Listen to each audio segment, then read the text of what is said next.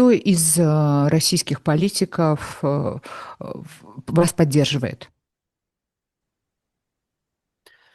Ну, допустим, Марк Фейгин об этом говорит прямо и открыто, и он утверждает, что Россия должна распасться, что национальные республики должны получить независимость.